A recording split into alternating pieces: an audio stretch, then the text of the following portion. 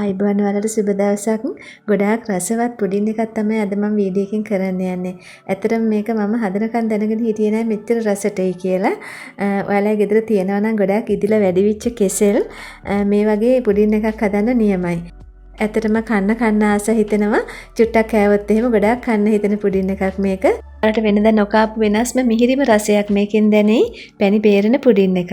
ඉතින් ඇත්තටම කෙසෙල් කියන්නේ අපි හිතනවට වඩා ගොඩාක් රසවත් කෑම හදාගන්න පුළුවන්. ඒ කියන්නේ ඉදිරිය වැඩි වුණු කෙසෙල්. අපි හැම දැන් වීඩියෝ එක බලන්න. මම මෙතන අරගෙන තියෙනවා පොල් කිරි මිලිලීටර් 500ක්. ඉතින් ඔයාලට පළවෙනි සැරේ දෙවෙනි සැරේ හොඳම කිරි ටික අරගන්න පුළුවන් බ්ලෙන්ඩ් කරලා. එහෙම නැත්නම් පළවෙනි සැරේ කිරි ටික විතරක් මිටි පොල් කිරි ටික විතරක්ම ගන්න තියෙනවා නම් ඒත් හොඳයි. ඊට පස්සේ හොඳටම ඉදුණු කෙසෙල් කිරි දෙකක් තමයි මේ තියෙන්නේ. ඔයාලට කැමති කෙසෙල් වර්ගයක් ගන්න පුළුවන්. මම ගත්තේ සීනි කෙසෙල්. ඊට පස්සේ මම මේ දාගන්නේ කෝන්ෆ්ලා. කෝන්ෆ්ලා පේසෙන්දි දෙකක් දාගත්තා මම. දාගෙන කිරි ටික දාලා කෝන්ෆ්ලා ටික හොඳට කිරි වල දිය කරගන්න ඕනේ. එකපාරට කිරියකට කෝන්ෆ්ලා දාගෙන දිය කරගන්න එපා. එතකොට කැටි ගැහෙනවා. චුට්ට දාලා තමයි දිය කරන්න ඕනේ මේ විදිහට. හොඳට දිය කරගෙන ඊට පස්සේ ඔක්කොම කිරි ටික මම එකතු කරගත්තා. හොඳට කලවම් කරලා ඊට පස්සේ මම සීනි දාගන්නවා මේකට. සීනි මේසැඳි දෙකක් මම දාගත්තා. සීනි මේසැඳි දෙකක් කියන්නේ ඉතින් සාමාන්‍ය ප්‍රමාණයට රස අපි බලලා මදි වුණොත් පස්සේ එකතු කරගමු. ඔයාලට ගොඩක් සීනි රස ඕන නම් පැණි රස මේසැඳි 3ක් 4ක් විතර දාගන්න පුළුවන්. ඒ වගේම ලුණුත් දාගන්න ඕනේ මේකට. ලුණු අනිවාර්යෙන් එකතු කරගන්න ඕනේ. ලුණු තේ හැඳි භාගයක් මම දාගත්තා. දාලා හොඳට කලවම් කරලා ඔයාලා බලන්න ඔයාලගේ රසට අනුව පැණි රස එහෙම ඇතිද කියලා ලුණු එහෙම. ඊපස්සේ ඔක්කොම ටික කලවම් කරලා මේක පෙරා ගන්නවා. ඉතින් ඊට පස්සේ මම සීනි අරගත්තා. මේකට අවශ්‍ය වෙන සීනි ටික පිරිසිදු කෝප්පෙන් භාගයක් විතර මෙතන තියෙනවා. ඒ කියන්නේ ග්‍රෑම් වලින් ගත්තොත් එහෙම ග්‍රෑම් 100ක් විතර ගන්න ඕන ඔයාලා සීනි. ඒකෙන් මම මේසැඳි දෙකක් දාගත්තා. දාගෙන කැරමල් එකක් හදා ගන්නවා. ඉස්සෙල්ලම භාජනයක් ලිපේ තියලා ඊට පස්සේ ගින්දර ටිකක් අඩු කරලා මේ කැරමල් එක හදා ගන්න.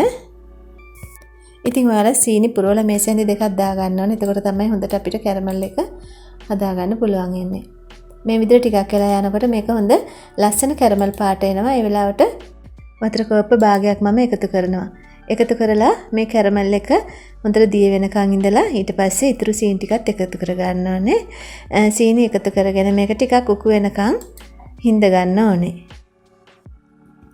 ඉතින් ගොඩාක් පත්පැණි වෙනකන් නෙමෙයි සාමාන්‍ය ගානට මේක උකු කරගන්න.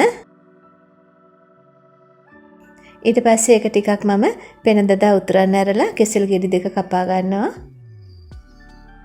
ඉතින් ලොකු කෑලි නෙමෙයි සාමාන්‍ය පොඩි හීනි පෙති කපා ගන්න මේ විදියට. ඉතින් දැන් සීනි පැණි එක හොඳට මේක උතුරලා සාමාන්‍ය පදමට උකු වෙලා තියෙන්නේ. මේ වගේ වෙනකොට අපිට දාගන්න පුළුවන් දැන් කෙසෙල් ගෙඩි කෑලි ටික මේකට. ඉතින් එකපාරට එක ගොඩේ දාලා පොඩි කරගන්න එපා.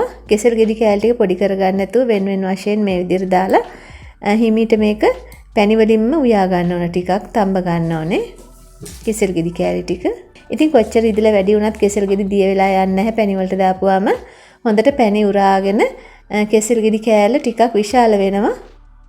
මේ විදිහට ලිපේ තියලා පැණිත් එක්ක උතුරව ගන්නකොට. හයියෙන් හැඳි ගාලා කෑලි පොඩි කරගන්න නැතුව මේ විදිහට හිමීට පොඩ කලවම් කර මේක හිඳ ගන්න ඕනේ. දැන් ඉතින් මේක හරි මම ලිපෙන් අයින් කරගත්තා. අයින් කරගෙන මේක චුට්ටක් නිවෙන්න තියන්න ඕනේ. ඊට පස්සේ මම හදාගත්ත කිරි එක දැන් උණු කරගන්නයි යන්නේ. ඉතින් මං කිරි ටික වෙනම භාජනයකට දාලා මේක උණු කරගන්නවා. ඉතින් සාමාන්‍ය ප්‍රමාණයට ලිප තියාගෙන මේ කිරි එක උණු කරගන්න. කිරි එක අපේ කැටියක් වෙන්න උණු කරගන්න ඕනේ උකු වෙනකන්. නොනවත්වා හැඳි ගගා මේක මේ විදිහට උණු කරගන්න. ඉතින් මම ඔයාලට ගොඩක් වීඩියෝ කරලා තියෙනවා පොල් කිරි පුඩින්.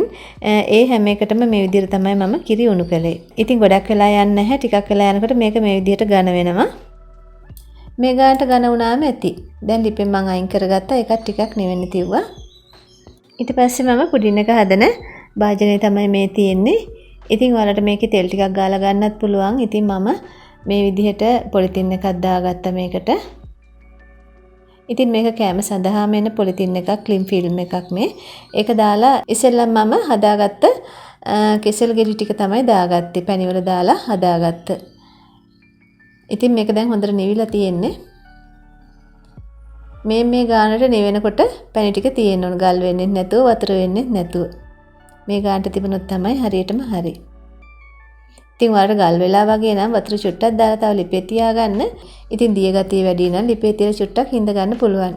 ඊට පස්සේ මේ විදිහට හැන්දෙන් පොඩ්ඩක් තුනී කරලා කිරි ටික මම දාගන්නවා. කිරි ටිකක් දැන් ටිකක් නිවිලා තියෙන්නේ. මොකද පොලිතින් එකක් උඩට දාන හින්දා ගොඩාක් රස්නෙන් දාන්න එපා. ඊට පස්සේ මේ විදිහට මේකත් දාගත්තවම දාලා මේක හොඳටම නිවුනට පස්සේ ෆ්‍රිජ් එකට දාලා කූල් කරගන්න ඕනේ. ඉතින් මම මේක රෑ හදලා ෆ්‍රිජ් එකට දාලා ඉතින් උදේ තමයි ගන්න යන්නේ. ඉතින් ඔන්න දැන් මම මේක අරගන්නේ පැය 6කට 7කට විතර පස්සේ. පහුවෙන්ද උදේ තමයි මේක දැන් මම මේ අරගත්තේ. පිඟාන උඩින් තියලා අනිත් පැත්ත හරව ගන්නයි යන්නේ. ඊට පස්සේ මෙහෙම අනිත් පැත්ත හරවගෙන මේකේ කොලෙත් එක්ක තියෙන හින්දා ඉක්මනටම අනිත් පැත්ත හැරුණා. ඉතින් දැන් ඔන්න අපේ රස පුඩින් එක සූදානම් කන්න පුළුවන්. ඉතින් ගොඩාක් ලස්සන පුඩින් එකක් අනික මේක. හිතා ගන්න බෑ මොනවෙන්ද හදලා තියෙන්නේ කියලාත්. මම කෑල්ලක් කපලා පෙන්නන්නම් ඔයාලට. ඉතින් ගොඩාක් සොෆ්ට් එකට ගොඩාක් රසට කන්න පුළුවන් මේක. ඉතින් ඔයාලා ගෙදරට එන අමුත්තන්ට සංග්‍රහ කරන්න ඕන හොඳ පුඩින් එකක්. ඉතින් වෙන දේවල් ගණන් දීලා කඩෙන් ගේන්න ඕනේ නැහැ. ඩෙසර්ට් එකට මේ වගේ පුඩින් එකක් හදාගත්තාම ඔයාලට ගොඩාක් රසට කන්න පුළුවන් අඩු වියදමින්. ඉතින් ඇත්තටම චුට්ටක් ආපුවාම නතර කරන්න හිතෙන්නේ නැහැ. දිගටම කන්න හිතෙනවා. ඒ තරම් රසයි.